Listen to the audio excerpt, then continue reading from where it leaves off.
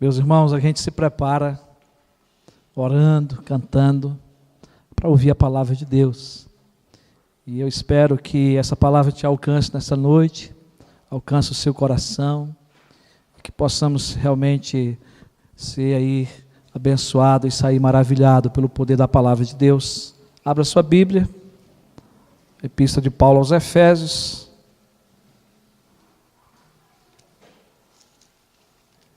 Eu queria caminhar um pouco mais hoje, se Deus assim permitir.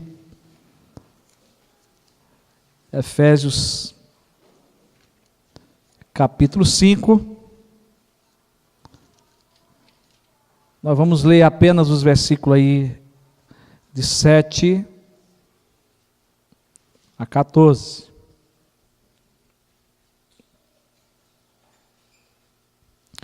Diz assim: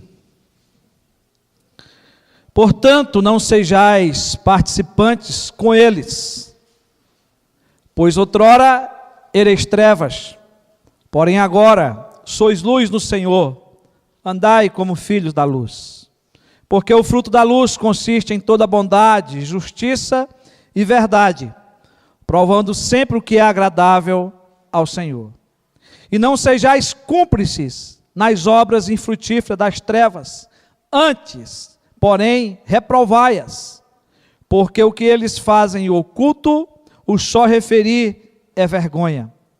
Mas todas as coisas, quando reprovadas pela luz, se tornam manifestas, porque tudo o que se manifesta é luz. Pelo que diz: desperta, ó tu que dormes, levanta-te de entre os mortos, e Cristo te iluminará. A minha esperança é que você não esteja morto, é que você esteja vivo, para que você possa prestar atenção e entender a pregação da palavra de Deus nessa noite. Ainda na tua presença, Senhor, nós clamamos pelo teu socorro, pelo auxílio do teu Espírito, para que a pregação dessa palavra, Deus, caia em boa terra nessa noite, e que possa crescer e frutificar 100 por 1. É o que eu te peço, pedindo que o Senhor me use nesse momento como instrumento teu, em nome de Jesus. Amém. Irmão, nós temos tratado de um tema, nessa série de mensagens, a partir da segunda parte, né? Deus, através de Paulo, nos faz conhecer a conduta da igreja de Cristo. Paulo, antes, ele fala da questão doutrinária, mais teológica da igreja, na primeira parte da série que pregamos, agora da conduta da igreja. E ele nos faz conhecer esse modo prático de vivermos como igreja de Cristo Jesus aqui na terra. E aí a pergunta que nós temos feito é como deve ser a conduta da igreja de Cristo. Como que nós devemos proceder como igreja. E aí nós aprendemos que a igreja de Cristo deve andar em unidade. Capítulo 4, do versículo 1 a 16. A igreja tem que ser una, não é? E aprendemos agora, né? Estamos aprendendo que a igreja de Cristo deve viver sobre um novo padrão de vida. E esse padrão de vida tem que estar baseado na palavra de Deus. E é sobre esse padrão de vida que Paulo passa a falar no capítulo 4, a partir do versículo 17 até o versículo 6 do capítulo 9. Paulo vai tratar dessa vida prática, de como viver a vida cristã. Então, é preciso se despir totalmente do velho homem. Paulo ensinou isso.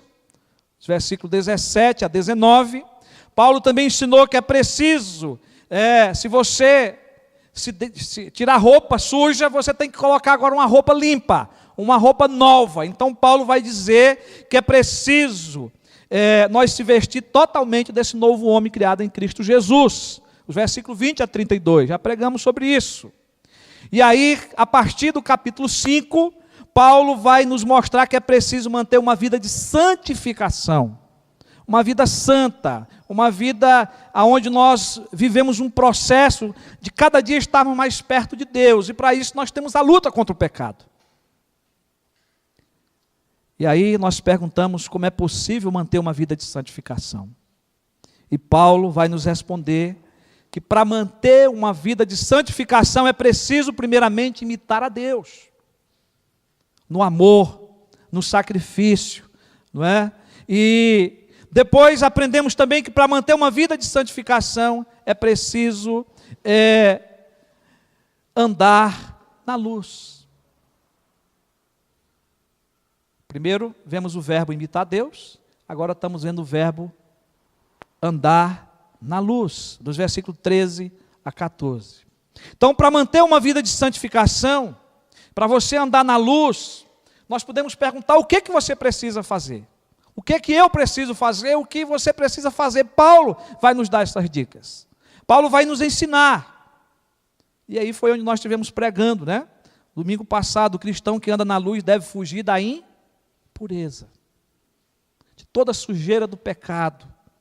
O cristão que anda na luz deve fugir também dos pecados da língua. Porque nós também pecamos quando vivemos uma vida depravada no sexo. Isso é impureza, né? Pregamos sobre isso. Mas muitas das vezes você não faz isso na prática, mas você faz falando. Não é? Quando você fala piadas sujas, quando você fala do outro que está vivendo na prática do pecado, quando você concorda com isso através do falar. Então, a palavra de Deus também nos mostra que para viver essa vida de santidade, andar na luz, é preciso fugir desses pecados da língua. E vimos também que o cristão que anda na luz, pelo contrário de tudo isso, deve prestar a Deus ações de graças. Que as nossas palavras devem ser a favor daquilo que é puro, daquilo que é santo. E nós devemos agradecer a Deus, porque o sexo é bom. Amém? Porque existe um padrão correto de Deus, que é no casamento. Tudo que Deus criou, a Bíblia diz que é bom, mas o pecado distorce. Então nós podemos dar graças a Deus pelo sexo. Nós podemos dar graças a Deus por termos também um bom humor e até poder brincar, não é? Até poder prosar com o outro, mas não brincar com coisa séria, né? Pelo contrário, fazer isso com gratidão ao Senhor.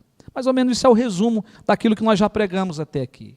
Mas, meus irmãos, para manter uma vida de santificação é preciso andar na luz. E o que ainda Paulo nos ensina sobre isso? O que eu e você ainda precisamos fazer?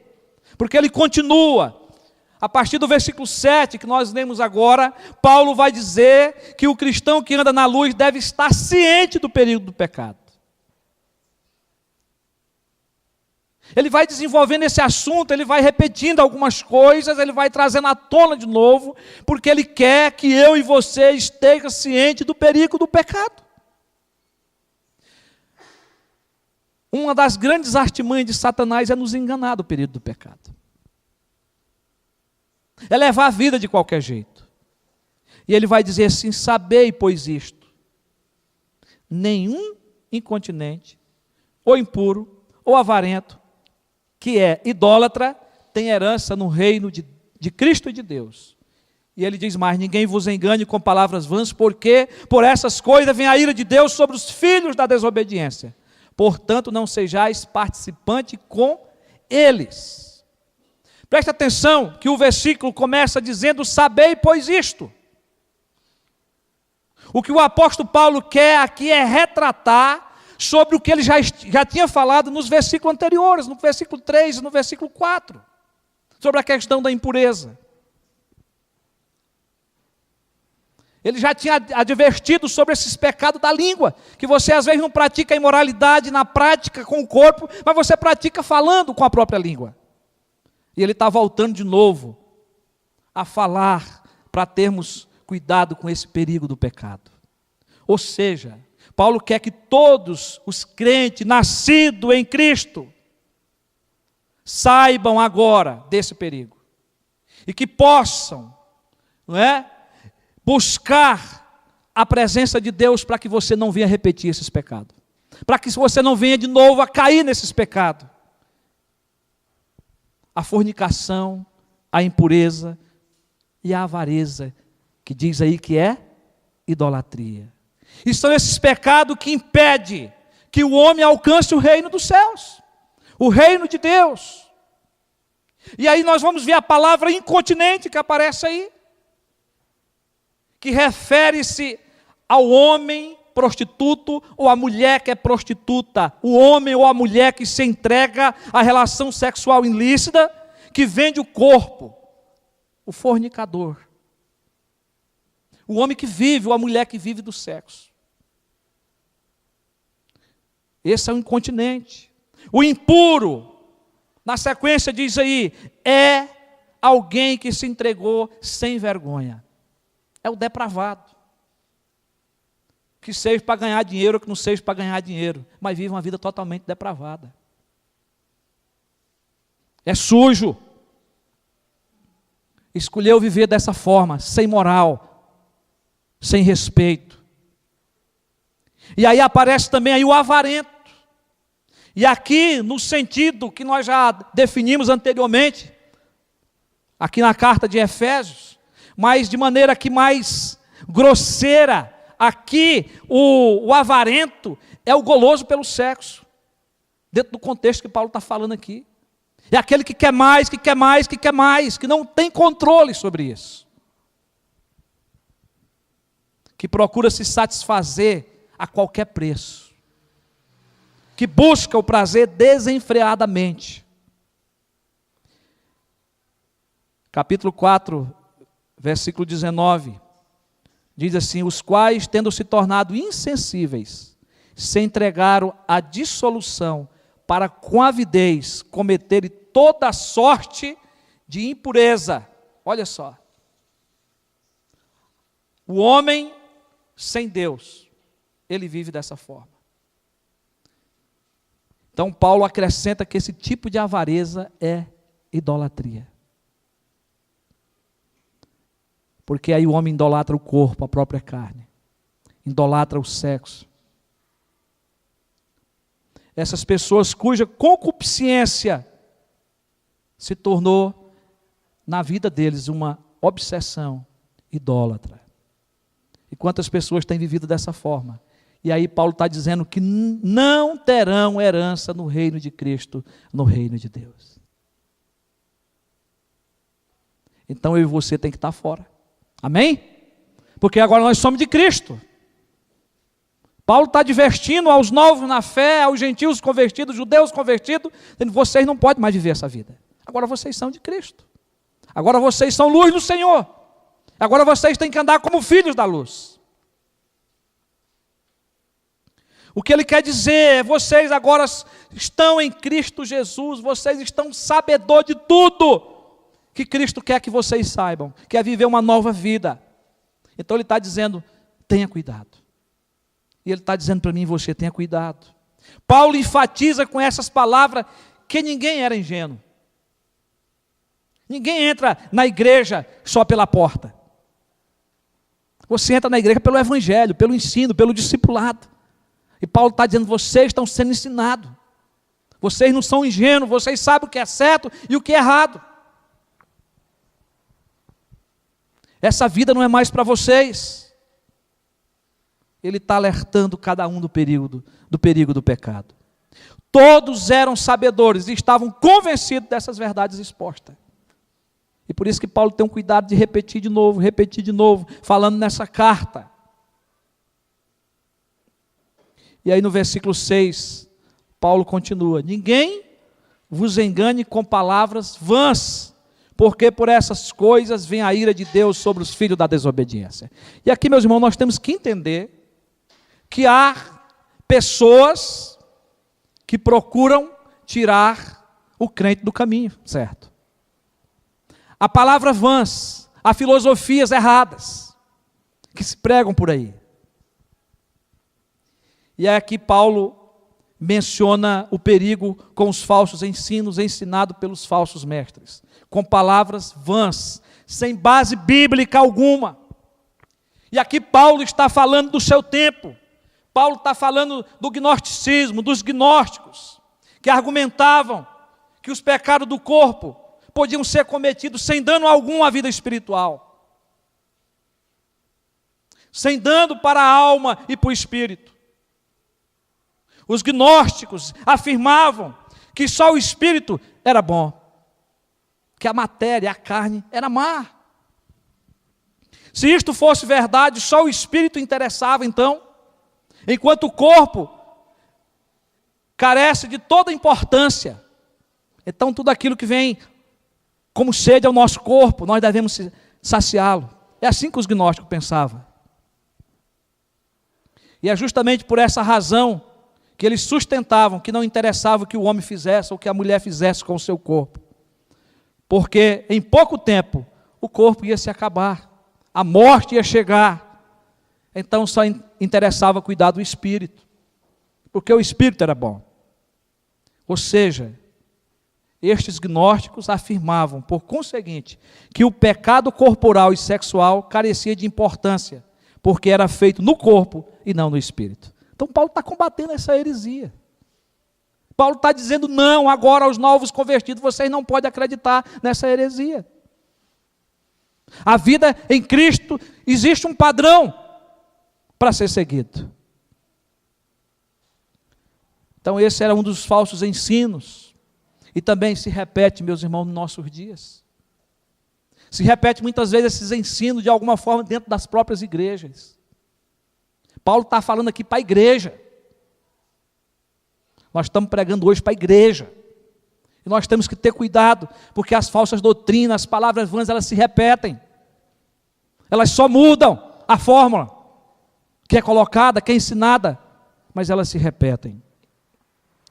E por essa causa, diz aí Paulo que vem o julgamento, a ira de Deus sobre os filhos da desobediência, sobre aqueles que conhecem a lei de Deus e não a obedecem. E aí, meus irmãos, graças a Deus que a igreja de Cristo já foi redimida. A igreja de Deus já foi redimida através de Jesus Cristo, da ira vindoura. 1 Tessalonicenses 1,10. A igreja de Deus já foi redimida dessa ira vindoura. Nós estamos livres, amém, dessa ira vindoura. Mas para isso você tem que se manter na palavra. Amém? Você tem que se manter com a vida pura, santa e reta diante do Senhor. Agora, o que precisamos entender aqui, meus irmãos, ainda, é que nós cristãos que andamos na luz devemos estar cientes do perigo do pecado, dos ensinamentos vãos, do gnosticismo, e nos atermos às doutrinas da palavra de Deus. A Bíblia diz que Deus é o Criador, tanto do corpo, como também do espírito. Jesus Cristo santificou para sempre o seu corpo por completo. E aí podemos dizer corpo e espírito. Ou se você é tricotomista, corpo, alma e espírito. Não é? Deus santificou através de Jesus Cristo nós por completo.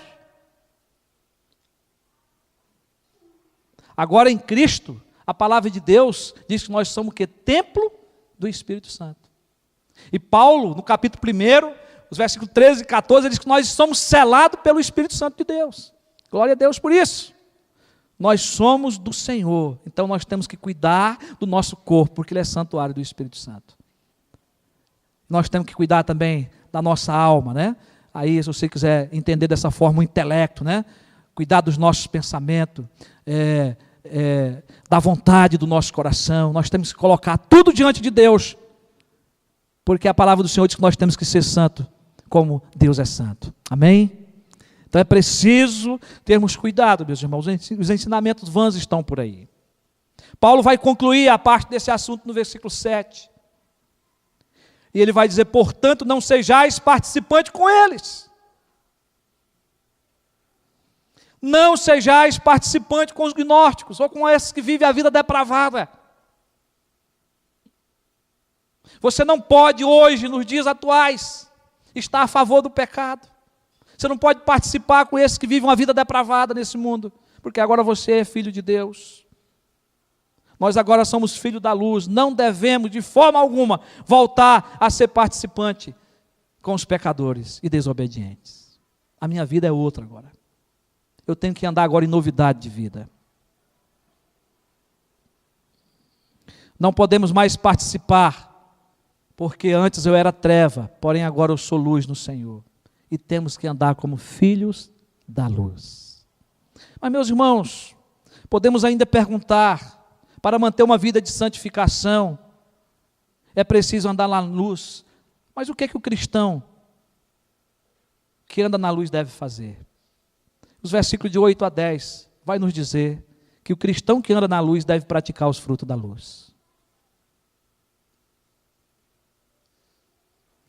E aqui os frutos da luz estão muito relacionados, principalmente dois, a justiça e a verdade, com o fruto do Espírito. E até alguns tradutores que traduzem aí como fruto do Espírito. Então Paulo quer nos ensinar a dependência totalmente de Deus, a dependência totalmente do Espírito Santo. E ele vai, eu creio, que Paulo está ensinando tudo aqui, diante daquilo que ele aprendeu de Jesus Cristo. E antes de sermos resgatados por Jesus Cristo, ele já colocou aí que nós andávamos nas trevas, mas agora em Cristo nós andamos na luz, somos luz no Senhor, e aí é preciso a gente voltar lá ao ensinamento de Jesus Cristo, lá no início, quando ele teve aqui, lá em Mateus, no capítulo 5, versículo 14, 16. Anteriormente Jesus tinha dito assim: vós sois a luz do mundo. Quem que é a luz do mundo? Primeiramente é Jesus. Mas Jesus afirmou: vós sois luz do mundo. Aí o versículo 16 ele vai dizer: assim brilhe também a vossa luz diante de quem? Dos homens, no mundo, na terra. Para que vejam as vossas boas obras e glorifiquem a vosso Pai que está no céu. Presta atenção, Paulo está baseado nos ensinamentos de Cristo. Paulo está desenvolvendo uma teologia que foi ensinada por Cristo. Isso é teologia bíblica. Paulo agora está dizendo: olha, Cristo ensinou que nós somos luz. Nós somos luz do mundo. E que agora que nós temos que brilhar a nossa luz diante dos homens. E ele está descrevendo isso, ele está dizendo que essa luz produz fruto. Por causa dessa verdade realizada em nós, é que Paulo determina a vivermos de acordo com o que somos. A luz tem a sua utilidade. Para que a luz serve? Ela serve para iluminar, ela serve para purificar, para esquentar, para mostrar o caminho, para desvendar a ameaça, não é? E a luz também gera vida em nós. Então essas são algumas características da luz. Nós podemos ver em Jesus, mas Jesus diz que agora que nós também somos luz. Que nós também temos que ter essas características. E aí o versículo 9 e 10 diz: porque o fruto da luz consiste em toda bondade, não é meia, tá? Em toda bondade e justiça e verdade. Versículo 10, provando sempre o que é agradável ao Senhor. O que Paulo quer nos fazer perceber aqui, queridos, através dessa figura de linguagem, que é a luz, porque é uma figura de linguagem, que Paulo está usando aqui, está a luz, sobre o que ela produz em nós, e ela produz em nós as virtudes da bondade, da justiça e da verdade. O fruto da luz aqui é semelhante ao fruto do Espírito, como eu já mencionei, de Gálatas 5, 22. E isto nos leva a perguntar: quais os frutos que a luz produz em nós para praticarmos? Então, o fruto da bondade é o primeiro. O fruto da bondade é o primeiro. E a bondade significa, literalmente significa ser bom. Bondade literalmente significa você ser bom. Você é bom? Você se acha bom? O pecado, irmãos, tirou toda a capacidade do homem ser bom. O pecado separou o homem de Deus.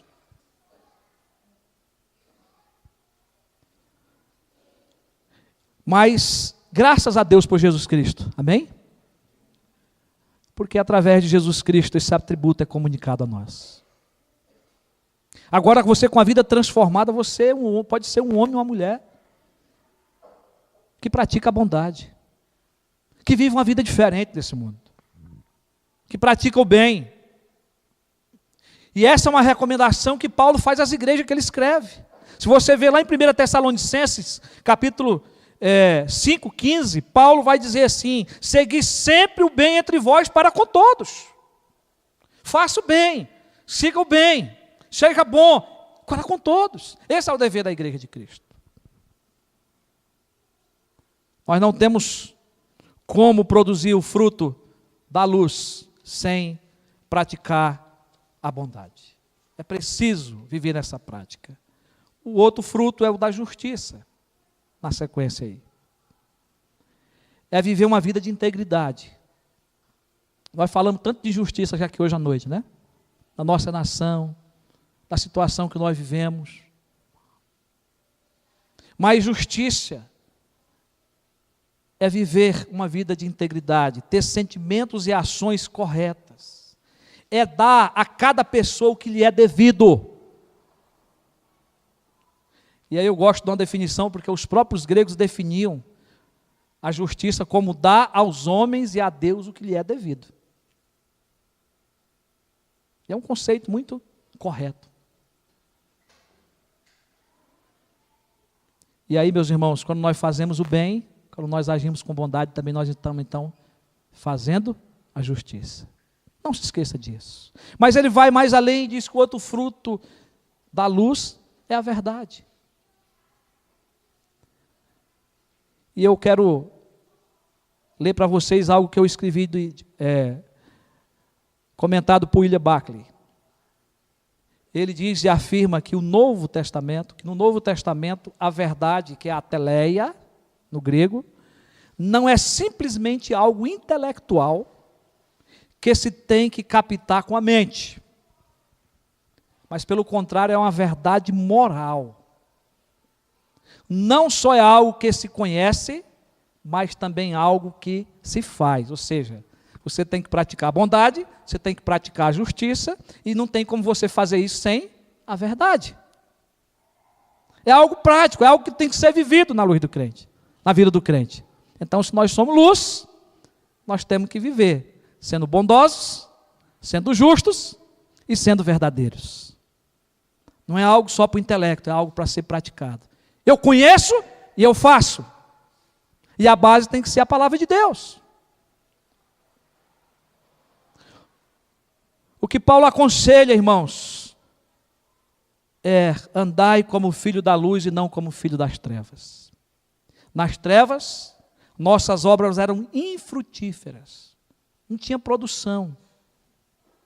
Mas podemos até dizer que não tinha nem sentido algum a vida que nós tínhamos antes de conhecermos a Cristo. Mas agora é diferente. Agora nós somos filhos da luz e nossas obras são a bondade, a justiça e a verdade. Temos que produzi-las. A luz manifesta-se nas nossas ações e reflete o nosso caráter transformado pelo Evangelho. Quantas pessoas que dizem serem crentes hoje, mas não têm um caráter transformado? Se você realmente é um homem ou uma mulher renascida em Cristo, o seu caráter tem que mudar. O meu caráter tem que ser diferente. E nós temos que olhar para Jesus e brilhar a luz de Jesus. Jesus afirmou: sou a luz do mundo, João 1:9 e 9:5. Ele diz que os seus filhos também são luz e devem andar como filho da luz. A Bíblia está repleta, o Novo Testamento, de ensinamentos sobre isso. Então, meus irmãos, o que Jesus queria que a gente aprendesse? O que Paulo quer que a gente aprenda aqui? É que nós, como luz, devemos refletir o caráter de Deus. O caráter de Cristo. Ou seja, todo cristão deve ser uma pessoa aberta e transparente. Nada tendo que ocultar ou temer. Você é esse tipo de crente? Podemos afirmar que a luz de Cristo nos torna pessoas essenciais e úteis no mundo. Faz-nos homens e mulheres que lutam para cumprir e viver com bondade, justiça e verdade. Essa é a única forma que nós temos para cumprir o versículo 10. É a única forma de agradarmos ao Senhor, é vivendo longe do pecado, vivendo como luz no mundo, cheios de bondade, justiça e verdade. A luz nos capacita a distinguir entre o que agrada a Deus e o que não agrada a Deus. Por isso que Paulo vai terminar dizendo que nós temos que agradar a Deus. Ou seja, todos os motivos e todas as ações se tem que examinar à luz de Cristo para poder agradar a Deus. Eu tenho que examinar tudo à luz da palavra, à luz de Cristo, para que eu possa agradar a Deus, para que eu possa ter o caráter de Cristo em mim. Mas, meus irmãos, continuando ainda, graças a Deus que o tempo está dando, né, para a gente continuar, nós podemos ainda perguntar, para manter uma vida de santificação, é preciso andar na luz, mas o que o cristão ainda tem que fazer? E aí os versículos de 11 a 13, a 14, né, vai nos mostrar que o cristão que anda na luz deve reprovar aquilo que é errado. Parece que são muito parecidos os assuntos que se repetem na carta, mas Paulo quer nos forçar a compreender e entender que quanto mais distante eu estiver do pecado, melhor. Mais uma vida de santidade eu vou viver. Mais uma vida santa eu vou ter. Mais perto de Deus eu vou estar. Melhor vai ser meu relacionamento com Deus. Porque Paulo agora ele quer dizer aqui ainda que eu tenho que reprovar tudo que é errado. Eu não faço mais, mas eu tenho que reprovar. E ele diz, não sejais cúmplices nas obras infrutíferas das trevas. Antes, porém, reprovai-as, porque o que eles fazem oculto, o só referir é vergonha. Mas todas as coisas, quando reprovadas pela luz, se tornam manifestas, porque tudo que se manifesta é luz, pelo que diz, desperta, ó tu que dorme, levanta-te dentre os mortos, e Cristo te iluminará. O que Paulo revela aqui, é que a luz revela o nosso erro. A luz revela o defeito do nosso pecado. A velha vida que era trevas anteriormente, que se caracterizava como uma vida infrutífera, ou as obras das trevas eram infrutíferas, não tinham o que produzir. Agora, eu não vivo mais dessa forma, eu não vivo mais nas trevas, agora como filho da luz eu tenho que reprovar tudo isso. Eu não pratico mais, mas eu não posso mais estar de acordo. É isso que Paulo está dizendo. Porque às vezes você pode não praticar, mas você conversa com a pessoa e você acha que é normal o que ela pratica. E aí você não vai semear nela a semente do Evangelho. Porque você é a favor, aquilo não te faz tanto mal. Então Paulo está dizendo que nós temos que reprovar. E para reprovar, nós reprovamos com a palavra de Deus, com o Evangelho de Cristo. Amém? Agora nós, como filhos da luz, não podemos ser cúmplices dessas obras das trevas, mas pelo contrário, reprová-las. Desmascarar o que elas são, trazendo-as à luz, diante da luz, porque diante da luz tudo se vê, nada se esconde, não é? E é preciso fazer isso, e é isso que Paulo está recomendando a fazer. Uma vez que as trevas foram banidas, com a vinda da luz, nós não devemos mais ser cúmplice dessas obras. Não posso mais ser favorável. Paulo já havia proibido isso no versículo 7, de sermos participantes com os ímpios. Aqui ele enfatiza que não devemos participar de obra nenhuma, de ser cúmplice de nada. A nossa vida tem que estar completamente longe do pecado. Completamente longe de tudo. Eu não posso estar de acordo com nada disso. E aí o versículo 12 diz que o que eles fazem oculto, só referir é vergonha. Quanto mais ver, quanto mais participar. Ou seja, Paulo está dizendo que as obras das trevas são improdutivas, são vergonhosas, são escandalosas. E que os filhos da luz são agora levados a viver uma vida totalmente diferente das trevas, totalmente distante delas. Nós não podemos mais ter nada em comum com as trevas. Nós não podemos ter mais nada em comum com o pecado. Porque essas obras das trevas, elas são obras malignas, que levam o homem para o inferno, que não verão o reino de Deus. E nós devemos até mesmo evitar de falar sobre elas. Porque ele diz que é vergonhoso até citar, até falar sobre elas. E aí o versículo 13 nos mostra que o pecado não pode ficar oculto diante da luz. Mas Paulo já está falando disso em todo o contexto, ele vai repetir novamente aqui. Mas todas as coisas, quando reprovada pela luz, se tornam manifestas, porque tudo que se manifesta é luz. E eu quero aqui, irmãos, dizer para vocês quantas vezes que em diálogo com pessoas, Na evangelização, pessoas começaram a chorar e falar dos seus pecados. Quantas vezes isso já surgiu comigo? E pode já ter acontecido isso com você. De pessoas, às vezes amigas, que não conhecem a Cristo, que não seguem a Cristo, chegar para você e dizer, olha, eu tenho vergonha de mim mesmo. Algo que mais me doeu há uns anos atrás, foi estar numa escola, nós fazendo um trabalho de evangelização, foi apresentado um teatro. E quando a gente terminou, nós ficamos com os missionários que estavam ali no meio daquela turma de jovens e adolescentes, e por que não dizer até crianças, porque tinha de 10, 11 anos lá. E algo que eu nunca me esqueci, mas de ver algumas meninas chorando, chegando para a gente, dizendo, ore por mim, porque eu estou suja. Eu me prostituo por R$1. Eu me prostituo por um cigarro. E foi um momento terrível para mim e para aqueles que estavam ali, porque nós choramos junto e nós não podíamos passar dali.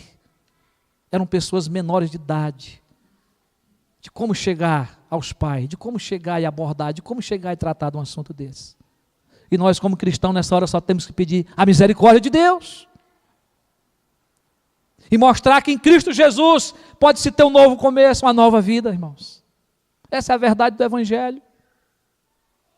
Então é diante da luz que as trevas, quando chegam, ou a luz chega no meio das trevas, as trevas vão embora, as pessoas caem as máscaras. E se elas tiverem um pouco de segurança em você, de confiança em você, elas vão dizer, olha, eu preciso mudar de vida.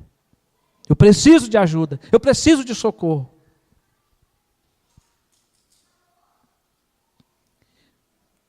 A luz de Cristo tem poder de purificar, de curar, de limpar. Então, se você é luz,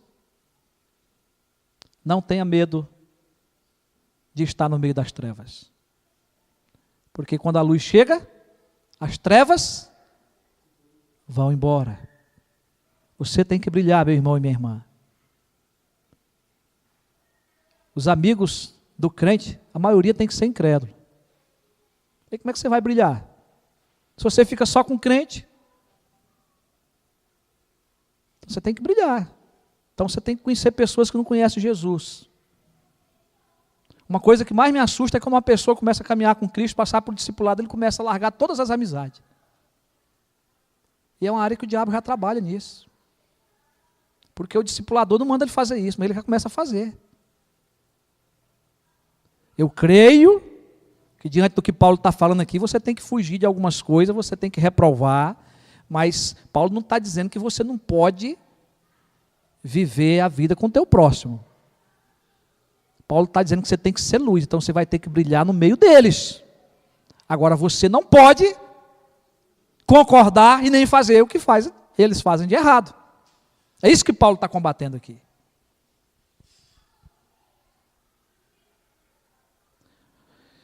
Paulo vai concluir no versículo 14, concluir aqui, dentro desse ponto da luz, que nós estamos falando, ele vai concluir aqui de forma natural.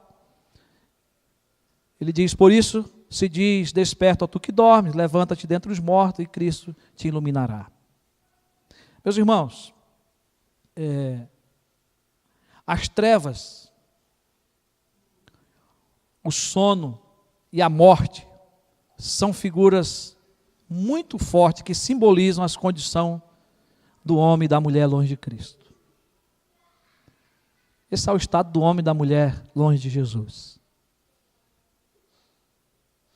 É como se estivesse dormindo, como se estivesse mesmo morto. E essa é a condição do homem desde a queda. Desde o dia de Adão, é vivida, descrita em termos de sono, de morte e de trevas, por toda a Bíblia. Por toda a Bíblia. E é por isso que Deus mandou Jesus Cristo a esse mundo, para nos libertar de tudo isso. Então Paulo está fazendo um apelo, desperta. Se você conhece a Cristo, e ainda está dormindo nesses pecados, desperta, acorda. Porque Cristo não te chamou para viver assim. Cristo te chamou para andar na luz, como filho da luz. Cristo te chamou para brilhar. E aí, meus irmãos, a conversão nada menos do que despertarmos do sono. O Evangelho nada mais é do que ressuscitarmos com Cristo dentre os mortos e sermos trazidos das trevas para a sua maravilhosa luz. Paulo começa o capítulo 2 de Efésios dizendo que nós estávamos mortos nos nossos delitos e pecados, mas Cristo nos deu vida, amém? Esse era o estado do homem. Agora, se você está em Cristo, não durma, não brinque com o pecado. Então, meus irmãos e minhas irmãs, nós nunca devemos nos esquecer de que nós fomos libertados das trevas, que nós fomos libertados do reino de Satanás, para viver na luz e andarmos na luz com Jesus. E é por isso que Paulo, ele diz que se você está em Cristo, é nova criatura. As coisas antigas já passaram e eis que se fizeram novas. É nova vida, é novo proceder. É um novo padrão de vida. Você agora tem uma nova família, uma nova sociedade. Você tem agora para quem olhar, para Cristo, para o teu irmão em Cristo. Você tem uma família, você tem um corpo, que Cristo é o cabeça desse corpo. E aí eu pergunto para você, meu irmão e minha irmã, você tem vivido como filho da luz? Você brilha por Jesus? Ou você tem vergonha de ser crente? Ou você tem vergonha de ser de Jesus? As pessoas veem Jesus em você? As pessoas veem Jesus no seu caráter? Você está pronto para a volta de Jesus? Você está pronto para comparecer diante de Jesus? Diante de Deus? Que essas perguntas nos ajudem a refletir desses ensinamentos de Paulo. E que Deus nos ajude com a sua graça para vivermos como filhos da luz no Senhor. Amém? Que Deus nos abençoe. Vamos ficar de pé?